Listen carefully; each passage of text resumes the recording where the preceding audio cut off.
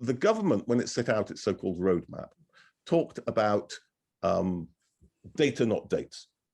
That was the official line. But in practice, and we've all seen it 100 times, well, 1,000 times. This is what's going to happen on 17th of May. This is what's going to happen on 21st of June. Data, not dates, has turned into dates, not data. And once you set up dates as absolute, people begin to invest in them. They invest in them emotionally, and they invest in them practically. They start paying for holidays.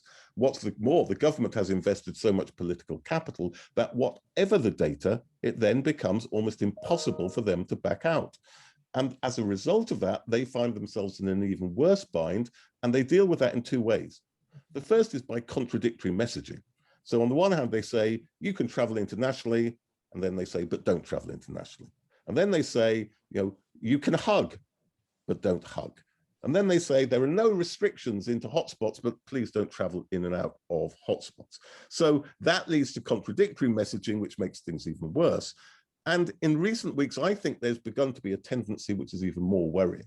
I mean, right from the start, the government ignored evidence. We know that. They ignored it in multiple ways, from multiple people. They certainly ignored it after the 22nd of September, I think it was, when Sage called for a circuit breaker. They waited for 2 months. They've ignored data.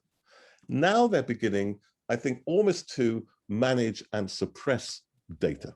The evidence on infections in schools has still not been released. That the unions and parents have asked for it to be released.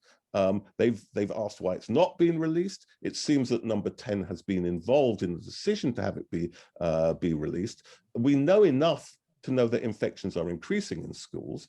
The surmise is because it goes against a policy decision which has got little scientific basis to take away the use of masks in schools. So it's beginning to look as if the government actually has got to a stage where, as I say, it's not just spinning or ignoring information, that's one thing. It's actually managing politically the release of information and even suppressing information. I think that's very serious indeed.